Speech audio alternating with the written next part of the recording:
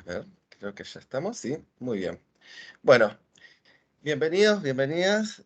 Vamos entonces a ir comenzando este encuentro. Hoy contamos con la presencia de Francisco Barrón, que es filósofo y humanista digital de la Universidad Nacional de México. Y bueno, él nos va a contar un poco sobre sus proyectos. Y bueno, Francisco, te dejo la palabra y un gusto tenerte con nosotros y muchas gracias por acompañarnos. Muchas gracias por la invitación. Sí, digamos, es un poco, ¿cómo decirlo? Siempre que estoy en encuentros de humanistas digitales, tengo que explicar por qué un filósofo, ¿no? está haciendo humanidades digitales. ¿A qué me refiero? Normalmente los filósofos utilizamos la computadora o los recursos digitales básicamente para dos cosas. Uno, como una máquina de escribir. Usamos la computadora como una máquina de escribir y cuando nos toca hacer, por toda la situación actual de pandemia, nos cuesta mucho trabajo, ¿no? O sea, nos cuesta mucho trabajo eh, no hacer una clase magistral, ¿no? Me refiero como a, vamos, los filósofos estamos a hablar, hablar, hablar, hablar, escribir y que se nos vea, ¿vale? Y entonces no sabemos todas aquellas ventajas que metodologías, formas de trabajo, ¿no? Potencias de las tecnologías digitales pueden aportar a la cuestión filosófica. Ok, entonces yo un poco para, ¿no? señalar este tipo de cosas, voy a mencionar cómo fui introduciéndome a la cuestión de las humanidades digitales y mi papel como filósofo, mi función como filósofo, cómo, ¿no? cómo se embonan esas cosas. Porque en verdad, un lingüista, un filólogo, alguien que hace literatura, es como, mira, pues puede hacer análisis, ¿no? Puede formar textos, ¿sí? Puede tener bases de datos, repositorios, ¿no? Hay muchas cosas que los colegas, ¿no? de otras disciplinas que pertenecen a las humanidades pueden usar, ¿no? de estas metodologías, ¿no? Y pueden afirmarse como humanistas digitales. Pero los filósofos tenemos ahí cierto problema, porque nosotros nos dedicamos a criticar conceptos, ¿no? A pensar esta cosa que... Y una herramienta digital, una computadora, metodologías de análisis pueden ayudar a pensar o pueden ser pensamiento en sí mismo. Esto es algo bastante complicado para mis colegas, ¿vale? Y obviamente para mí.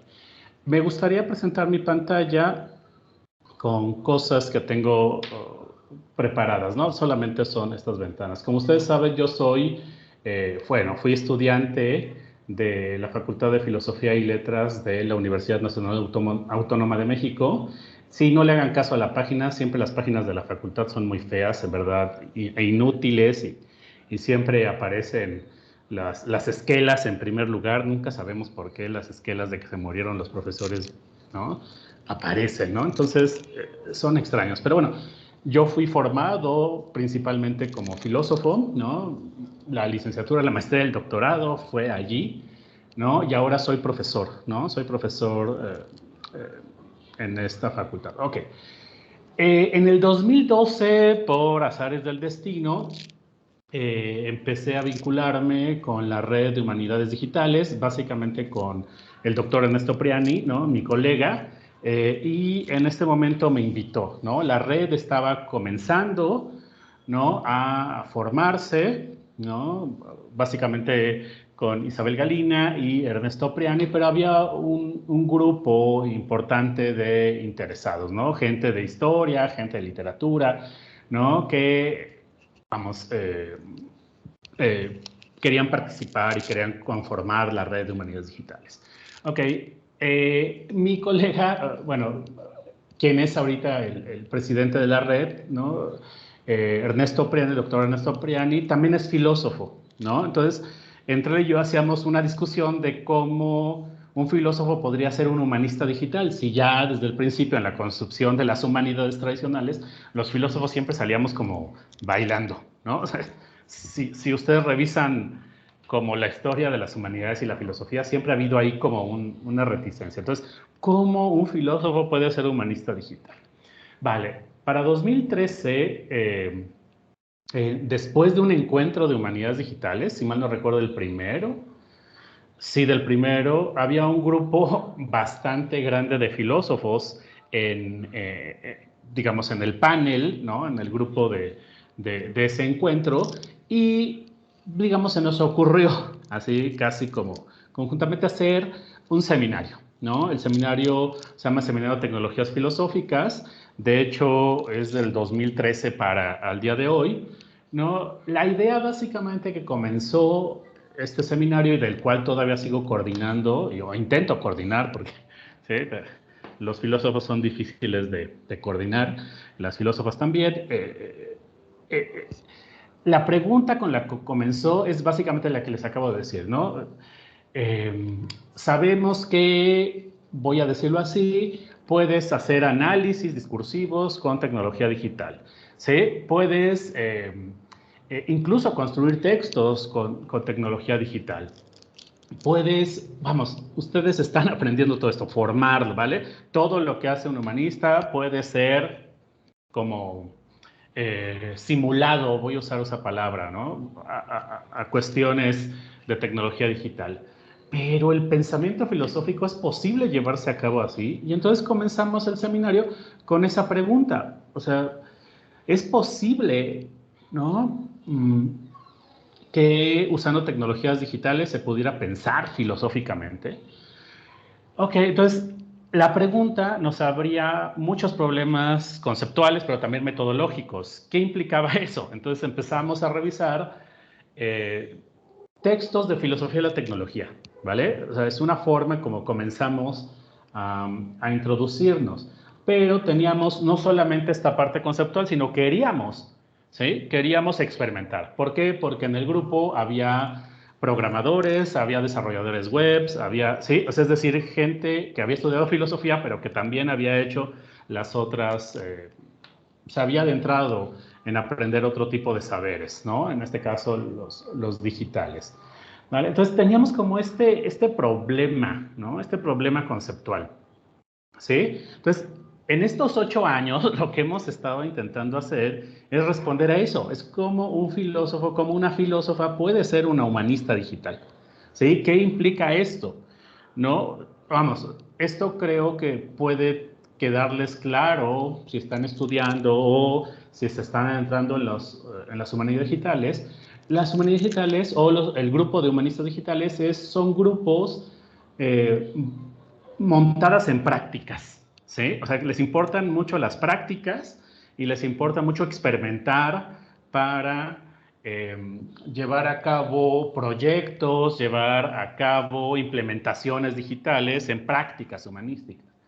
Pero como es vamos a llamar así, un campo problemático joven, las humanidades digitales, como que no ha llegado completamente al grupo de los interesados, de las interesadas, de quienes llevan a cabo la disciplina o entran en el campo o se reconocen como humanistas digitales, no les ha llegado la parte conceptual. O sea, es decir, no hacen discusiones conceptuales sobre lo que hacen y el significado de lo que están haciendo. ¿Sí? O sea, obviamente hay discursos que fundamentan el trabajo colaborativo, ¿no? Los datos abiertos, ¿no? La relación con lo político, pero, digamos, desde la perspectiva de un filósofo, esos son discursos legitimadores de la práctica, no problematizan qué significa. Es más, la más grande pregunta conceptual que tienen los humanistas digitales es qué son las humanistas digitales, cómo definirlas, ¿sí? Cómo caracterizarlas. Y esto es, digamos, es así, o sea, que su gran pregunta es qué son las humanidades digitales, porque es un campo problemático joven que se va, ¿no? Institucionalizando y legitimando en términos de las prácticas, ¿sí? Esto es, digo, yo podría defenderlo mucho más acá y elaborar más, pero me gustaría quedar ahí. Entonces, la razón por la que el Seminario de Tecnologías Filosóficas comenzó a hacer estas dos cosas, hacer como experimentos digitales, pero al mismo tiempo una lectura de filósofos y filósofas que piensen lo tecnológico. Pensemos en Gilbert Simondon, Martin Heidegger, Hannah Arendt, ¿no? Hay muchas pensadoras y cada vez más hay pensadores sobre la filosofía y la tecnología. Uno muy interesante actualmente se llama Yuk Hui, ¿no? Es alguien que está pensando la cuestión tecnológica en relación con la localidad, que en verdad podría interesar a muchos humanistas digitales que están interesados en la cuestión de los saberes del sur, ¿no? Pero bueno, esta es una cuestión, ¿no? Vamos, tenemos estas dos, ¿no? Experimentar y al mismo tiempo discutir, ¿no? Y en relación con eso, más o menos hace 5 años comenzamos con este proyecto para tratar de vincular, ¿no? Estas dos inquietudes y cómo podría existir algo así como filosofía digital, no sé, o sea, en verdad es un problema conceptual para nosotros, ¿no? ¿Y qué fue lo que hicimos? Este es un proyecto que está sentado en la Facultad de Filosofía y Letras. Se llama Genealogía Digital de la Producción de Discurso en los Trabajos Recepcionales de Filosofía de la UNAM. Sí, yo sé que tiene un nombre muy pomposo, ¿no? Muy estrambótico, pero ahorita les explico de qué se trata, ¿vale? ¿Cómo estas metodologías digitales, ¿no? De los humanistas digitales pueden intervenir en el campo de la filosofía, ¿no? O sea, ¿cómo poder legitimarlos y justificarlos allí, ¿no? Cuando incluso muchos de mis colegas filósofos piensan que la tecnología nos deshumaniza y tienen ciertas afirmaciones ahí como negativas sobre lo tecnológico, ¿no? O que no se enseña igual, vamos, a través de tecnología digitales. Tienen ahí ciertos prejuicios que incluso están fundamentados conceptualmente y filosóficamente. Entonces, ¿qué fue lo que hicimos nosotros para tratar de enfrentar todos estos problemas que estoy tratando de señalarles? ¿No? A ver, una pregunta muy sencilla que nos hicimos, ¿no? ¿Cuáles son los temas, cuáles son los problemas, cuáles son las tendencias en el trabajo filosófico en México? ¿Sí? O sea, es decir, ¿qué estudiamos los filósofos mexicanos todo el siglo XX? Si uno le pregunta a un filósofo mexicano, una filósofa mexicana eso, no te va a poder, no te va a saber decir nada. ¿Sí? ¿Cuáles son los grandes temas? La voluntad, la verdad, ¿no? No, vamos. Y aparte, todas nuestras historias de la filosofía en México tienen unas características muy extrañas. Hablan solamente de la vida de los filósofos y de los libros que escribieron los filósofos en instituciones muy particulares. Sí, es una concepción de la historia, de la filosofía en México muy particular, que tampoco satisface esta pregunta. Entonces, ¿qué hicimos? Dijimos, a ver, ¿dónde podemos encontrar estos grandes temas que han trabajado los filósofos en México y en la UNAM? ¿No? Ah, ya sé. ¿Por qué no utilizamos los datos, ¿sí? Bibliográficos de la base de datos de tesis? ¿Sí? Las tesis diseñadas, las tesis hechas durante todo un siglo por los filósofos y las filósofas mexicanas. ¿Dónde está eso? Ah, pues en la Dirección General de Bibliotecas. Uno las puede consultar en línea. ¿Sí? A ver, déjenme mostrarles muy rápidamente. Se llama TesiUNAM, la base de datos. ¿Sí? Y esta base de datos, voy a poner la palabra filosofía, le voy a poner todos los campos, no importa, ¿no? Y te lanza una serie de información, ¿no? Si uno, vamos, esto de Jean-Paul Sartre, y te manda estos datos, ¿sí? Esta ficha catalográfica, ¿sí? Está el asesor, está el grado, obviamente hay otros datos como que es un texto, ¿no? Vamos, el sustentante, ¿sí? El título de la tesis, ¿sí? Vamos, son datos importantes. Entonces dijimos, ah, ya sé, pues vamos a empezar a hacer visualizaciones, vamos a hacer análisis y visualizaciones de esos datos, ¿sí? Entonces, este proyecto que le hemos llamado Tesis Filosonam, para abreviar el título este grande de genealogía digital, bla, bla, bla, ¿no? Busca analizar y hacer visualizaciones para buscar estas tendencias en la producción del discurso filosófico en la UNAM, en México, digamos. ¿sí? Por ejemplo, a ver, voy a enseñarles por atrás, ¿no? Por ejemplo, tenemos tesis de 1928, aquí está, de 1928 a 2017. Son 3.840 tesis hechas en ese lapso.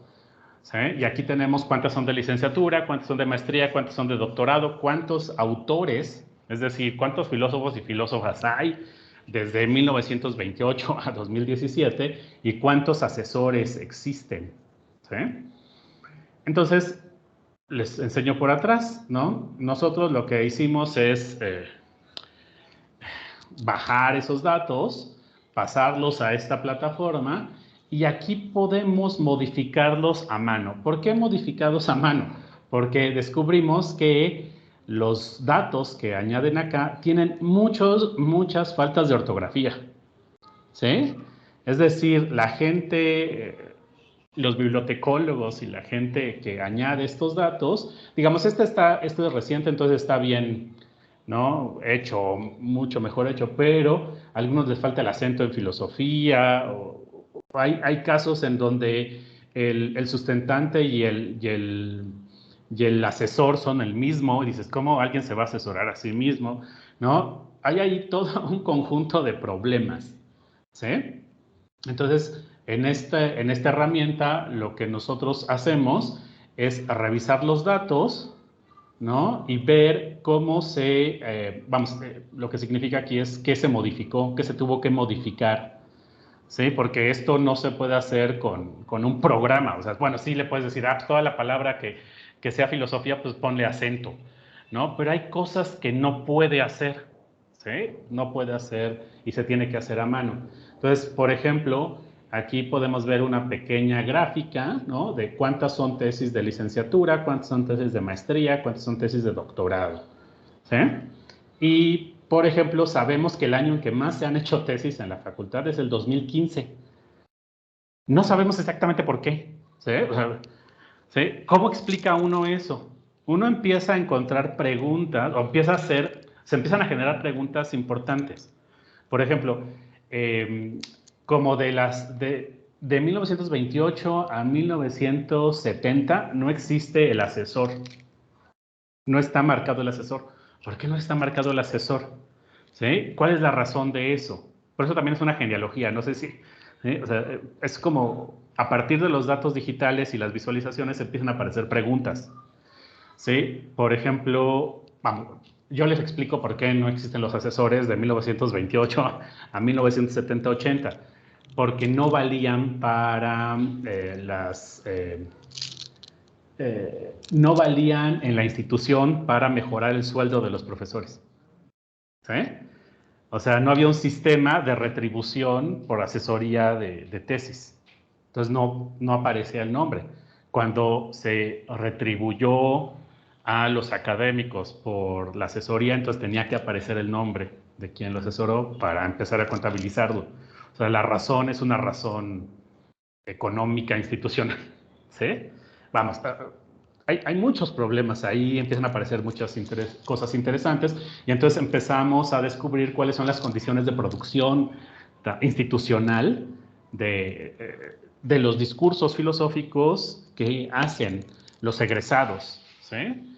Ok, por ejemplo, si ustedes se fijan, está por años y género, ¿no? Aquí en 2015 hubo 168 hombres y 87 mujeres que se titularon, obviamente de diferentes grados, ¿no?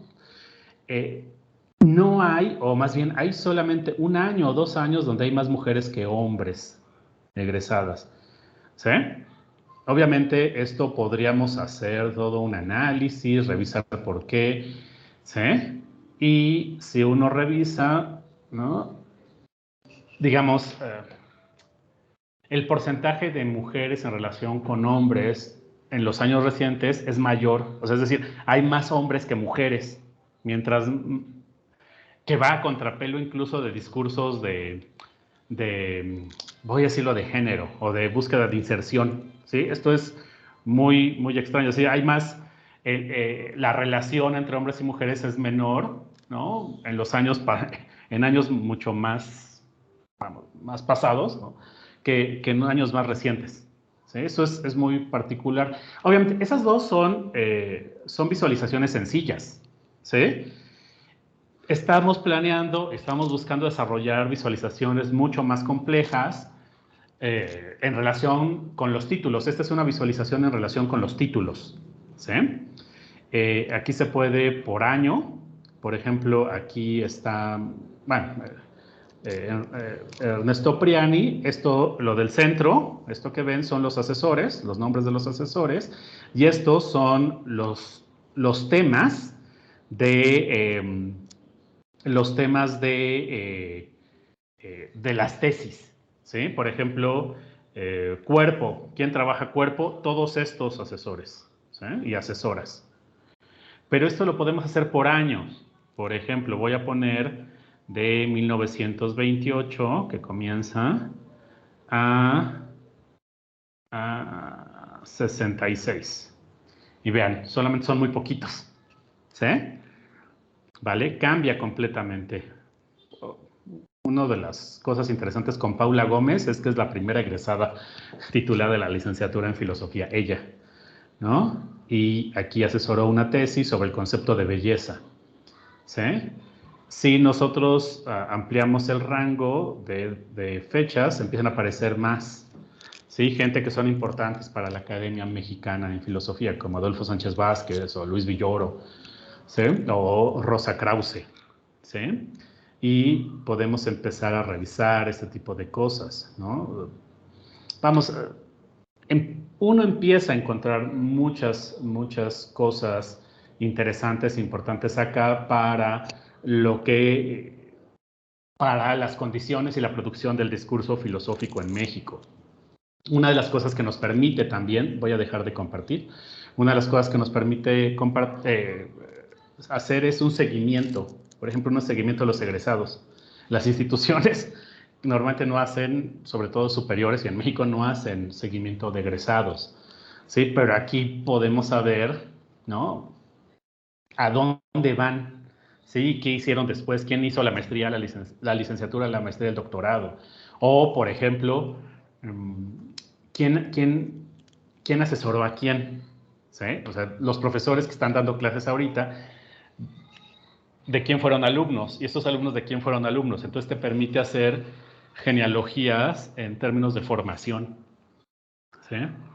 Vamos, es decir, todavía no está acabado este proyecto, estamos en pleno, pero, digamos, usar las fichas catalográficas, bibliográficas y hacer análisis, ¿no? de las tesis nos permite hacer todo esto. Estamos planeando bajar los textos porque, digamos, en la UNAM las tesis son públicas, ¿no? Bueno, casi en todas las universidades públicas los datos son públicos y podemos bajar todos los textos y podemos hacer análisis sobre los textos.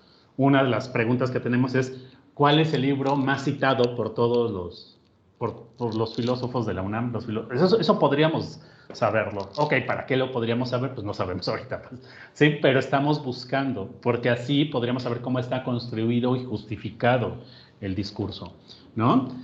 Vamos, solamente les doy un dato bastante interesante, así muy sencillo, muy rápido.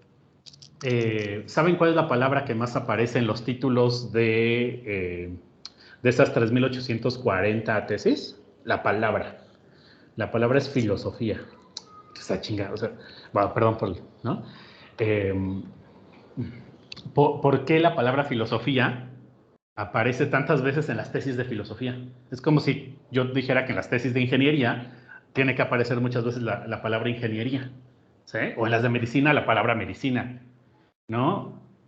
Para que aparezca muchas veces la palabra filosofía en las tesis de filosofía, está marcando el tipo de discurso que estamos utilizando los filósofos mexicanos, ¿sí? En la UNAM.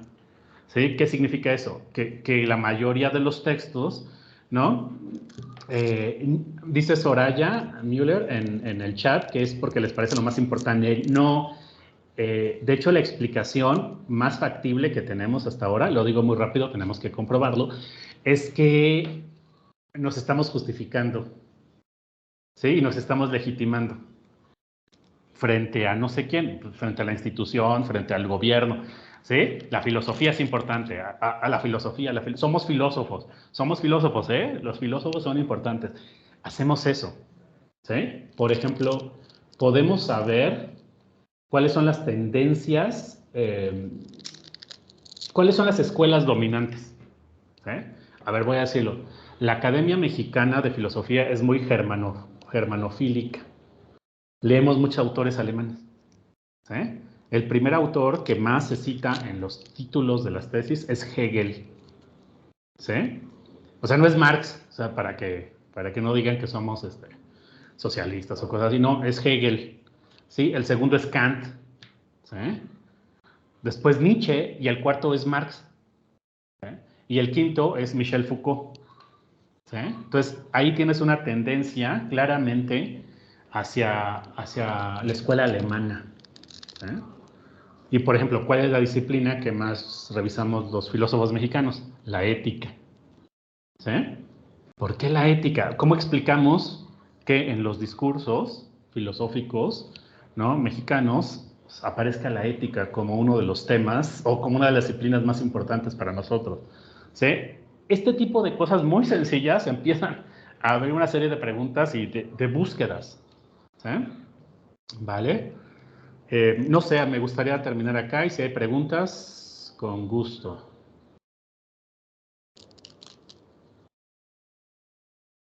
Creo que Julieta ponía algo más. Gaby, estás muteado, pero Julieta dice que los títulos suelen ser etiquetas que orientan a qué se refieren los textos. ¿No podría ser que usan la palabra filosofía para orientar rápidamente de qué trata el texto? Sí, Julieta, tiene un poco esta razón, pero es como, te digo, si hacemos un símil o una comparación con las tesis de geografía, ¿no? Es complicado que en el título aparezca geografía, ¿sí? O en las de ingeniería, ¿no? Eso lo hemos revisado, ¿no? Obviamente hablan del área de la ingeniería que se están refiriendo, pero no meten la palabra ingeniería, porque se asume que son de ingeniería, ¿sí?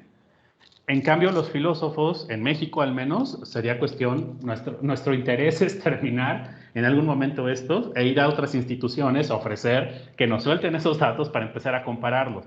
Y luego ir a instituciones públicas en otro país y decir, a ver, préstanos tu base de datos, mira, tenemos todo eso, está justificado para ver, ¿no? Y para ver si, por ejemplo, las tesis en, no sé, si hay filosofía en la UBA, ¿verdad? Si mal no recuerdo. Sí. Sí, si los títulos están construidos de la misma manera. Eso sería algo muy, muy interesante, ¿no? Y muy sencillo de hacer, ¿sí? Podría ser incluso por estadística, ¿no? En verdad, la palabra que más aparece en los títulos de los filósofos mexicanos de la UNAM es filosofía. Y es, ¿cómo explicamos eso? Una de las cosas que es muy importante en los títulos de las tesis de filosofía, de cómo nos enseñan en la facultad, es que el título es casi como un resumen, ¿no? Es casi como el concepto de lo que estás trabajando, ¿no? O sea, el título no es algo secundario, el título es, pues eso, el concepto, ¿sí? Es un poco, El es lo título es la esencial. parte, el título y el resumen son las partes más leídas, por ejemplo, de los artículos científicos. En la materia que damos nosotros, optativa, en la Facultad de Naturales en La Plata, siempre que tenemos que hablar del título, tiene que ser una etiqueta y algo corto, porque tiene que rápidamente orientar a la persona a ver de qué se refiere. Me dejaste pensando realmente con esto de que la palabra que más aparece es filosofía, porque ahora que lo pienso, en antropología, que es donde yo estoy titulada, varias veces nos pasan los artículos que ponen la antropología es tal cosa o la arqueología tal cosa. No se me había ocurrido que era por una cuestión de legitimación. Por eso yo lo pensé desde esta idea de la etiqueta y no tanto como esta cuestión de, bueno, sí, somos importantes, hacemos algo. Sí, también, pero también te digo que por lo menos en cómo se enseña en la Facultad de Filosofía y Letras de aquí de la UNAM, el título sí es esta etiqueta, sí orienta, pero también tiene, o sea, hemos encontrado que tiene esta, esta función de legitimación y la forma como nos enseñan es que el título es casi como, a ver, lo digo en términos filosóficos, ¿no? Sabemos que las relaciones de poder las construyó Foucault, ¿sí? O sea, las conceptualizó Michel Foucault, ¿sí? El espíritu absoluto lo conceptualizó Hegel, ¿sí? En filosofía. Es decir, estas palabras son conceptos, ¿sí? No son términos, no son categorías, ¿sí? Se usan como unas palabras mágicas para señalar aquello que se está pensando y problematizando, ¿no? Como la idea en Platón, la sustancia en Aristóteles, ¿sí? Entonces nos enseñan que los títulos de las tesis que hacemos tienen que tener esta característica. Están señalando un concepto fuerte, ¿sí? Entonces, también es bastante paradójico que pongamos filosofía una y otra vez en los títulos, porque es como, oye, pues ya sabemos que son filósofos. Estás haciendo una tesis de filosofía, tu licenciatura es en filosofía, sí, y estás en la Facultad de Filosofía y Letras, porque tienes que volver a señalarlo. Eso marca mucho la forma en cómo pensamos. Otro, vamos, no lo señalé, pero hacemos este tipo de afirmaciones, ¿no? Un acercamiento a la obra de Hegel, un estudio, ¿sí? Experimental, ¿no? Un estudio, una crítica, un comentario a, o sea, no somos afirmativos, damos un giro retórico, ¿sí? Que es bastante interesante, ¿no? Es un acercamiento, es una crítica, es un ensayo a, ¿sí? Es un ensayo al estudio, una aproximación, siempre es así, ¿sí? No sé si es una cuestión de tibieza, de que no nos asumimos realmente como filósofos, de que nos evaluamos en relación con la filosofía universal occidental. Vamos, eso no tenemos todavía razón, ¿no? De por qué, pero sí tenemos esta aproximación, acercamiento, primer estudio acerca de, ¿no? Vamos, ahí se está marcando cierta forma del discurso. Pero bueno, no sé si alguna otra cuestión. En el chat tenemos un comentario de Constanza que dice que podríamos decir que muchas preguntas surgen después de crear las visualizaciones e iniciar el tratamiento de los datos, y no tanto en un sentido contrario, es decir, de plantear unas preguntas y buscar respuestas en los repositorios o bases de datos. Sí, normalmente así nos enseñan. O sea, ¿qué quiero decir? Normalmente en las metodologías digitales y en la práctica de las humanidades digitales así funciona, ¿no? O sea, se crean, tienes los datos, los puedes limpiar, los puedes adecuar, luego haces las visualizaciones y empiezan a aparecer preguntas. Aquí queríamos, como somos filósofos, teníamos que tener una pregunta conceptual primera. Eso es como, o sea, queríamos, no sé qué tanto lo hemos logrado, fortalecer como ciertas metodologías de las humanidades digitales. Entonces, teníamos que hacer una pregunta principal, luego buscar los datos, ¿no? Ver cómo estaban construidos y luego cómo poder ir construyendo esa respuesta y después volver a las preguntas, ¿sí? Esto, pero es un poco lo que le señalaba, la primera pregunta es cómo un filósofo, cómo una filósofa puede utilizar metodologías y herramientas digitales, metodologías de las humanidades digitales, herramientas de las humanidades digitales, ¿sí? Ah, bueno, esta es una forma. Ok, ¿esto a dónde nos lleva? Ah, pues podemos modificar la historia, las formas en que se historiza la filosofía en México. ¿Con qué? Con datos digitales, ¿sí? ¿Sí? Es decir, voy a poner un caso, ¿no? En las historias de la filosofía en México en boga, hay como un grupo de filósofos que son los que aparecen. Pero esos grupos de filósofos no son los que más titularon estudiantes, ¿sí? Entonces, a ver, ¿a quién le pones más importancia? ¿A quien escribió un libro o a quien tituló vamos, asesoró muchas tesis, pero que no aparecen en las historias de la filosofía? Un caso muy importante en México es el maestro ya muerto, ¿no? José Ignacio Palencia. José Ignacio Palencia, ¿no? Es uno de los que más ha asesorado en la historia de la facultad, ¿sí? Alumno, se ha ayudado a egresar, pero no aparecen las historias de la filosofía en México. Entonces, ahí hay políticas de la academia, ¿no? Vamos, que salen aquí, ¿no? Y que nos permiten pues, hacer más investigaciones, ¿no? ¿Vale? Pero es un poco la idea. Lo que pretendíamos era cómo usamos estas herramientas para hacer filosofía. Sí, hacer historia de la filosofía en México es hacer filosofía y empiezan a hacer otro tipo de preguntas. ¿Sí? No sé si hay alguna cuestión Excelente. más.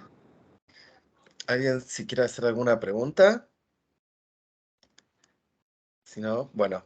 Francisco, la verdad que excelente. Te agradezco muchísimo por habernos acompañado. Me pareció súper interesante todo lo que nos presentaste. Me quedé con muchísima curiosidad cuando puedan empezar a hacer las comparaciones con otras instituciones y ver qué sale. Me quedo al tanto a ver qué sale de ahí. Realmente me pareció muy interesante todo lo que nos comentaste. Muchas gracias, sí. Sí, gracias, Francisco. Y solo para, digo, una cosita más. En la revista Humanidades Digitales, como sabrá Francisco, en 2020 publicamos un artículo súper interesante sobre, que era también un mapeo de la base de datos de Cielo Brasil. Y me quedé con esto de quiénes eran los más leídos, ¿no? Porque arrancaban de Foucault en adelante. Y un trabajo interesante también para terminar de completar esta cuestión que, al menos a mí que soy una, como dirían los americanos, una textual scholar, una filóloga o como se quiera llamar, si eso existe, que el texto me parece tan importante, estos abordajes me parece que terminan de completar también la historia del conocimiento, cómo entendemos, ¿no? Cómo se construye el conocimiento desde estos lugares. Y Mariano Vilar y ahora no me acuerdo el nombre, Lacalle, Vilar y Lacalle, dos autores, también hicieron una visualización más simple, pero no por eso menos interesante, con Voyant Tools, de todas las revistas de literatura publicadas por la Facultad de Filosofía y Letras hasta 2000, o sea, estamos, ¿no?, en esta visión retrospectiva. Y ahí lo interesante es que aparecían un montón de autores de filosofía dando ¿no?, cuenta de este abordaje que tenemos en América Latina, donde a veces se cruza, ¿no?, el tipo de lectura de los estudios culturales, la filosofía, la sociología, la antropología y las letras, ¿no?, en este mix fantástico que hacemos. Y bueno, volvían a ganar lugar Foucault y amigos, bueno, pero tu Hegel, o sea, la ética no entraba. Sí, Pero bueno, es sí. interesante también para ver un poco las lecturas, ¿no? Las lecturas para tesis, para artículos, ¿no? También ahí hay otro Sí, abordaje interesante. en verdad es un campo muy importante, ¿no? Que nos permite entender la conformación de los saberes y los Claro. estilos, la retórica, ¿no? Solamente les hago un ejemplo muy sencillo, o sea, porque he revisado los datos de los proyectos de posgrado acá, o sea, es decir, de maestría y doctorado, ¿no? Lo digo muy rápido. Se ve claramente cómo la Academia Mexicana en Filosofía pasa de los autores alemanes a los autores franceses.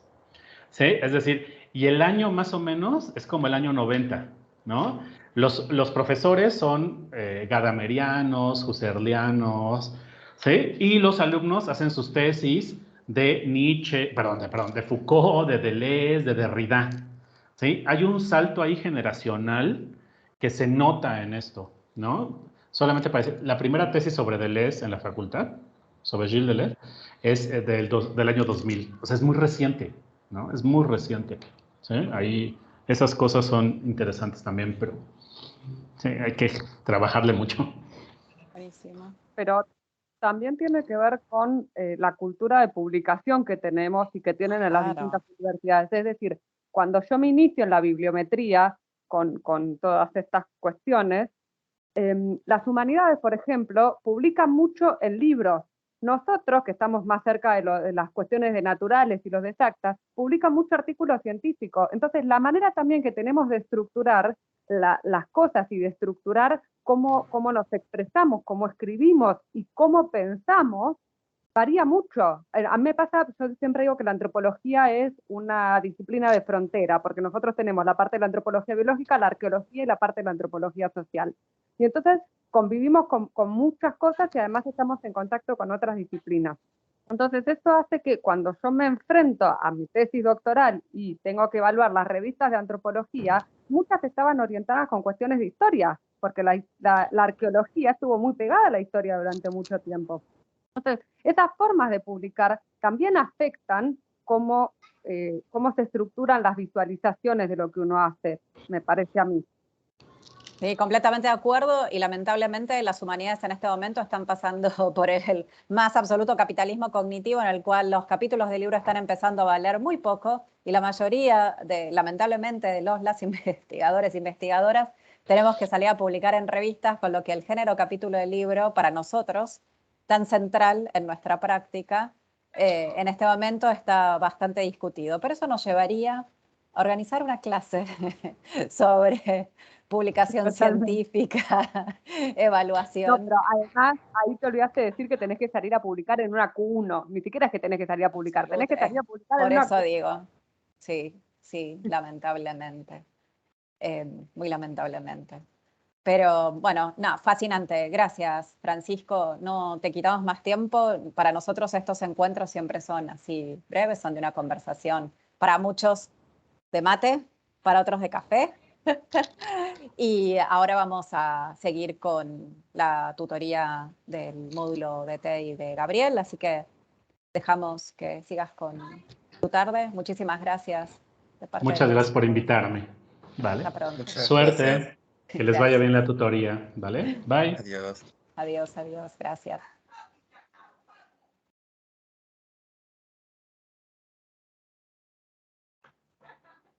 Bueno, muy bien.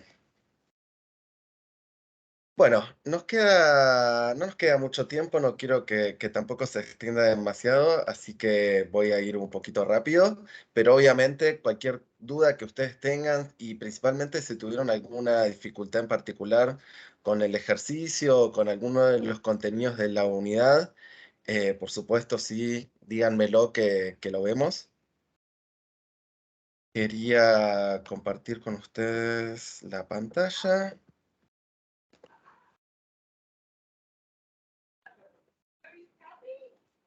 A ver.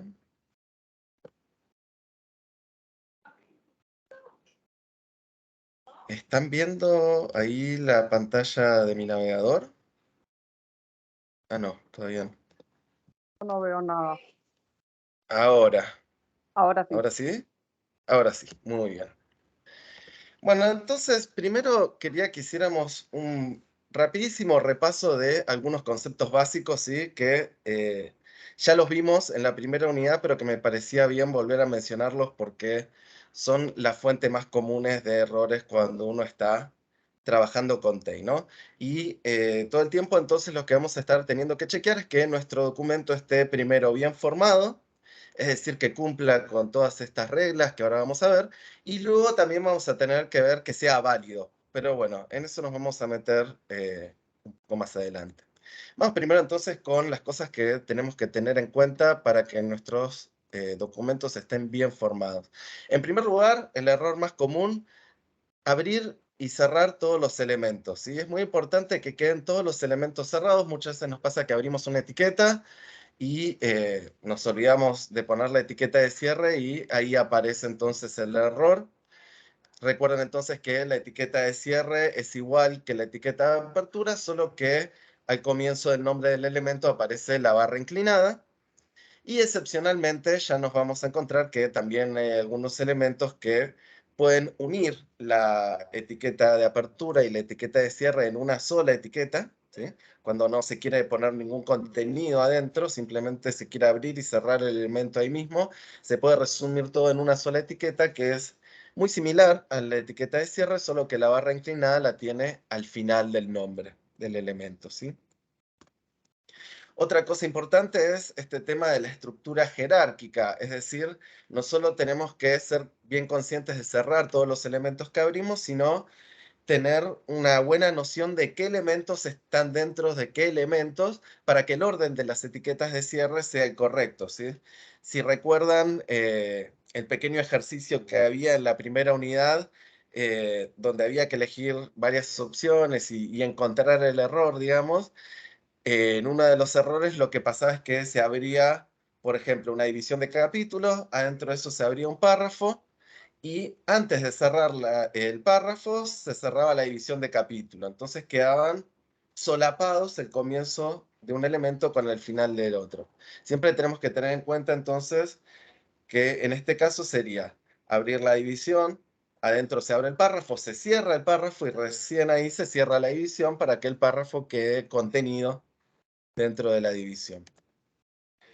Otro detalle importante es que cuando ponemos atributos, los valores de los atributos van entre comillas, ¿sí? Seguidos siguiendo al signo igual.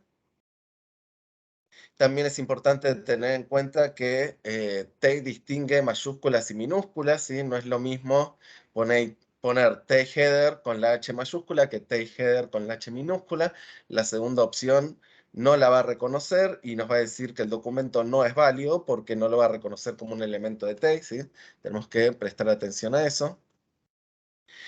Y también tenemos que tener en cuenta que los nombres de los elementos y de los atributos no pueden tener espacios ni tildes.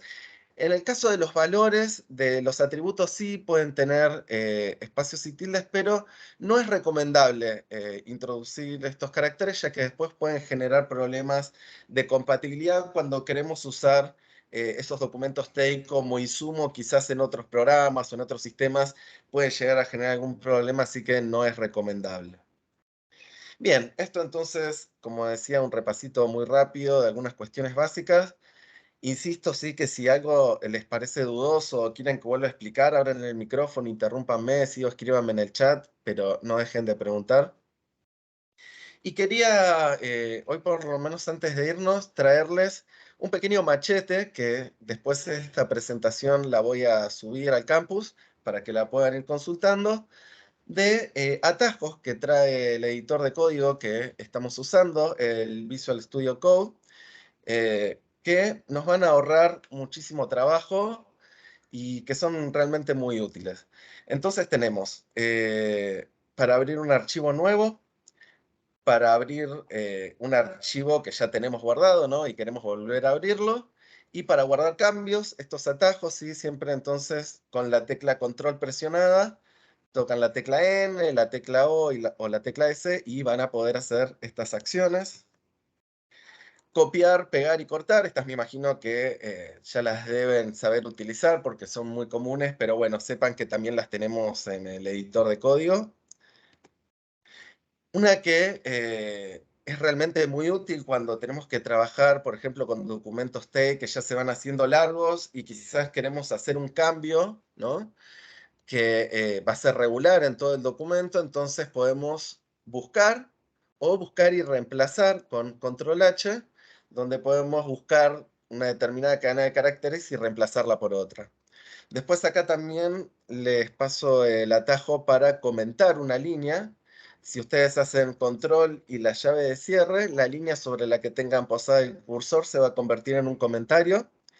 Esto obviamente sirve para introducir comentarios, que recordarán que no tienen una función informática, pero sirven a la legibilidad humana de los documentos.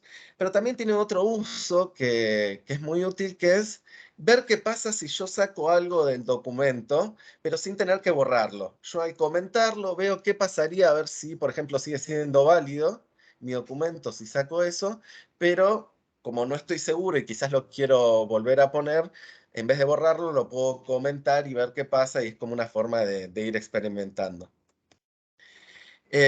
Una que también es súper útil, si les parece chiquito del tamaño de la letra de la pantalla, con control y el más lo pueden agrandar, de la misma manera con el menos se puede alejar. Y también algo que les va a pasar en la medida que empiecen a copiar texto plano y lo peguen en el editor de código para editarlo, van a ver que quizás se forma un renglón larguísimo, ¿no? Con quizás todo un párrafo, en el cual tenemos que ir moviendo, desplazándonos con el cursor por la pantalla para ir viendo lo que hay. Cuando nos sucede eso, para que los renglones se corten en el tamaño de la página y sea más fácil leer todo el contenido del documento, con Alt y Z lo podemos hacer. Si quieren acceder al menú de opciones, con control y coma van a abrir ese menú, y particularmente una opción que quería dejarles donde la podían encontrar porque me parece que puede ser útil Cada uno tiene sus preferencias con el tema de las pantallas. Hay quien prefiere la pantalla oscura, la pantalla blanca, y trabajar con una pantalla que no se ajusta a lo que uno está acostumbrado a veces puede ser muy incómodo. Así que si van dentro de las opciones a la sección de Workbench, Appearance y finalmente Color Theme, ahí van a tener varios temas de colores para elegir, ¿sí? Los principales ya les digo, oscuro y claro, y van a poder elegir el que les resulte más cómodo para trabajar. Finalmente también quería recordarles algo que comentamos muy brevemente, pero que no había terminado de desarrollar bien en el encuentro anterior, que es las ventajas o las funciones que nos añade al Visual Studio Code la instalación de esta extensión de Scholarly XML, que está diseñada específicamente para trabajar con TEI. En primer lugar, lo que sí ya habíamos comentado, que es que nos va a dar avisos de si el documento es válido y está bien formado, ¿sí? Obviamente aparece en inglés, en la barra inferior, nos dice si es well formed o si es valid, o en el caso contrario, que no lo sea. Y también, si nos fijamos, muchas veces aparece con un subrayado rojo la sección del documento donde está el error. Esto igual hay que tomarlo con pinzas, no siempre exactamente donde aparece ese subrayado es el renglón exacto donde está el error, a veces hay que buscarlo un poco. Quizás, por ejemplo, el problema es que hay un elemento que no se está cerrando y lo que me está marcando en realidad es donde se abre, ¿no? Hay que mirar un poco el documento, pero sí me orienta más o menos por dónde está el error. A veces me marca el lugar exacto y a veces, aunque no sea exactamente ahí, en documentos que son muy extensos, ¿no? Tener una noción por lo menos de en qué sector del documento está el problema siempre es de mucha utilidad. Además de esa función, que es la principal y la que necesitamos más para trabajar, también nos va a dar otras funciones más que son bastante útiles. Eh, la primera es que si ustedes introducen el aspa de apertura que caracteriza todas las etiquetas de los elementos, si ustedes tienen su documento asociado a un esquema, que en el caso de cómo estamos trabajando nosotros, ustedes tienen un esquema de ejemplo, ¿no? Que lo tienen ahí en la carpeta de materiales XML en el campus. Y recuerden siempre trabajar con archivos TEI que estén guardados en la misma carpeta que ese esquema de ejemplo, porque de esa manera lo que va a hacer el editor de código es eh, ya vamos a tener una clase, una unidad dedicada exclusivamente a esquemas, así que no me quiero meter a explicar mucho qué son ahora. Pero solo para que se vayan dando una idea, los esquemas son como una receta que nos indica qué elementos podemos usar, en qué lugar pueden aparecer, qué elementos pueden contener a otros elementos, qué atributos pueden tener. Sería como todo un modelo de TEI, ¿no? Toda una serie de indicaciones de cómo tiene que ser nuestro TEI para ser válido. Entonces, si nosotros abrimos el aspa que inicia las etiquetas de un elemento, Scholarly XML lo que va a hacer es, basándose en ese esquema, decirnos qué elementos pueden ir en ese sector del documento, ¿sí? O en el caso de que hayamos puesto un elemento e introduzcamos un espacio antes del aspa de cierre, nos va a decir qué atributos podemos introducir. Así que es una función realmente muy interesante que está buena para experimentar, porque ustedes por ahí no saben bien qué se puede poner ahí y con abrir el aspa como que ya se les abre una lista de opciones de cosas que van a ser válidas y pueden como empezar a mirar a ver qué les puede llegar a servir. Y finalmente se les añade también un atajo que es Control E, que para usarlo lo que tienen que hacer es seleccionar la porción de texto que quieren marcar con una etiqueta determinada. Pongámosle que quieren marcar un párrafo. Seleccionan todo ese párrafo, hacen control E y se les va a abrir un cuadro de diálogo en el cual van a poder insertar el nombre del elemento. Vamos a hacer una cosa. Voy a cambiar la pantalla que estoy compartiendo, voy a dejar de compartir la presentación y voy a abrir el Visual Studio Code, así les muestro rapidito cómo es esto. Mientras tanto, ¿hay alguna pregunta de todo esto que acabamos de ver? Que bueno, sé que lo dije súper rápido, pero solo porque después les voy a dejar la presentación y ahí pueden revisar todos los atajos. Pero, ¿quieren consultar algo o comentar alguna cuestión? ¿No hay dudas? Muy bien. Yo, Sí, cuando lo hice, copié y pegué todo, o sea, fui siguiendo todos los pasos, pero no es que sí. me puse a escribir los comandos con las barras. Algunos sí, pero en general copié y pegué y fui Copiaste y acomodando, pegaste. porque yo no sabía si eso era lo que había que hacer o eso era trampa, pero no sabía que ya había pasado que si vos no cerrás bien, como yo hice R, yo me acordaba que cuando vos no cerrás bien los comandos no te los toma. Entonces, para no sufrir, copiaba y pegaba e iba armando el esquema porque parece tipo un triángulo, un árbol, entonces lo iba armando cuidadosamente dejando los espacios y contaba la cantidad de espacios que había para que me quede exactamente en el mismo lugar y se me arme la línea, esa gris que aparece. En una, que cuando yo ponía adentro contaba los espacios y los quería dejar todo exactamente igual, no me apareció la línea, pero igual me decía que estaba bien formado y era válido. Pero no sé por qué no se formó la línea, entonces yo venía contando y no sé, lo modifiqué como 5 veces y al final me rendí, pero funcionó. Pero yo lo hice copiando y pegando, no lo hice solita con mi alma que iba buscando las cosas y cerrando y abriendo y demás. No sé si eso era lo que había que hacer, pero fue la forma en que lo pude resolver. Bueno, voy a aliviar tu conciencia. En primer lugar, no es trampa. ¿Sí? Está perfecto. Lo importante es llegar al resultado. Obviamente lo que va a pasar es que en algún momento quizás vos quieras editar un documento TEI y si no tenés un modelo, bueno, ahí ya sí te vas a tener que poner a tipear. De todas maneras, una cosa que sí quería aclarar para que no sufras tanto también la próxima vez, es que en realidad el tema de los espacios en TEI no es relevante, ¿sí? Lo que es relevante es dónde están las etiquetas de cierre, de apertura y de cierre, ¿sí? Y esto que les decía de estar bien atentos a que los elementos estén bien contenidos uno dentro de otro según la estructura que nosotros le queremos dar. Esa especie de triángulo, como vos decías, ¿no? Con los espacios que aparecen como una especie de sangría, que muchas veces lo hace automáticamente el editor de código, es una ayuda visual. Es como para que nosotros a un golpe de vista entendamos más rápidamente cómo está estructurado el documento y qué elementos contienen a otros.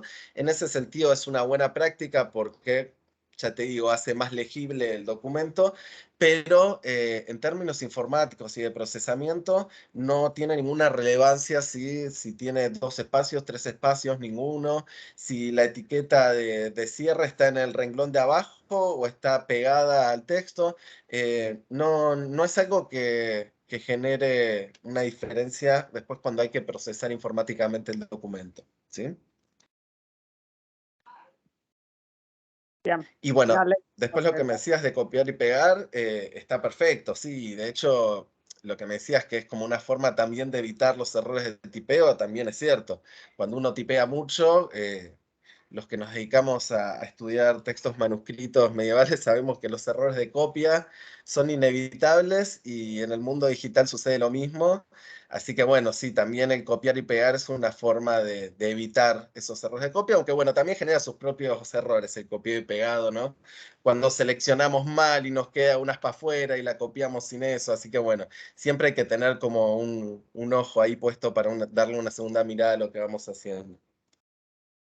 Sí, sí, entiendo que, que copiar y pegar puede tener problemas, pero déjame en mi mundo feliz donde eso funcionó.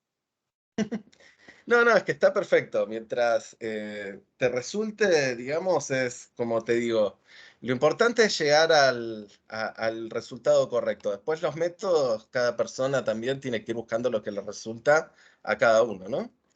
Bueno, quiero compartir rapidísimo la pantalla con ustedes, que ya estamos en tiempo súper cumplido, no los quiero retener de más, pero quería mínimamente mostrarles cómo funciona este comando de control E. Por ejemplo, ¿no? Acá tenemos Riachuelo. Están viendo, ¿no? Mi pantalla del Visual Studio Code. Sí. Sí, sí, se ve. Genial. Bien, entonces acá, como les decía, tenemos Riachuelo y yo quiero marcar esto como un nombre, ¿no? Entonces lo que voy a hacer es seleccionar el texto, introducir el atajo, control E, y ven que aparece una caja de texto, ¿no? Entonces yo ahí puedo poner el nombre del elemento, name. Le doy Enter y ven que automáticamente me introduce las etiquetas de apertura y de cierre. Esto también es una forma, digamos, de tipear menos y de exponerse menos a equivocarse con el tema de la sintaxis de los elementos, de las etiquetas. Y después lo otro que les quería mostrar así en vivo en directo era esto de las sugerencias. Ven que si yo abro el aspa de un elemento, automáticamente me aparece toda esta lista de todo lo que yo puedo introducir dentro de este elemento div que tengo acá, que es donde estoy en mi documento. Y aparte, fíjense que me ofrece una breve descripción, que bueno, está en inglés, pero si le prestamos un poco de atención, nos da una breve descripción de para qué sirven estos elementos. De todas maneras, saben que la descripción más completa la pueden encontrar en las guías directrices de TEI. Por el momento no hace falta, pero obviamente si tienen curiosidad y quieren seguir investigando, pueden ir a buscarlas. Pero mientras estamos trabajando en el editor, ¿sí? De una manera más cómoda y a mano, tenemos estas sugerencias con su breve explicación que nos pueden ayudar a buscar quizás si el elemento que yo necesito o hay algo similar se puede poner ahí viendo estas sugerencias que aparecen. Y una vez que elijo, ¿sí? Una de estas, vamos a elegir cualquiera, una div. Si yo pongo un espacio acá antes del aspa de cierre, va a suceder lo mismo con los atributos, ¿ven? Es una lista de los atributos que yo le podría agregar a este elemento. Incluso después vamos a tener lo mismo con los valores, pero bueno, acá ya lo que está tomando son todas las palabras del documento. Acá ya esta lista no les va a ser de tanta utilidad, pero bueno. Quería mostrarles eso. Voy a dejar de compartir. Y bueno, no sé si queda alguna pregunta antes de que demos por terminada el encuentro. ¿Alguien más quiere decir algo?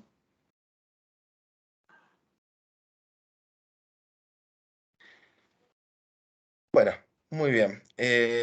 Bueno, les agradezco entonces por haberse conectado, por habernos acompañado. Espero que les haya parecido interesante la presentación de Francisco, que les haya servido este pequeño tutorial de uso práctico de nuestro editor de código. Y ya saben, cualquier cosa, si surgen dudas sobre el ejercicio, o lo hacen y lo quieren compartir en el foro, ¿sí? Está buenísimo, es algo que enriquece la experiencia para todos. Así que bueno, sin mucho más, les agradezco, que pasen buena tarde y nos estamos escribiendo en los foros. Adiós.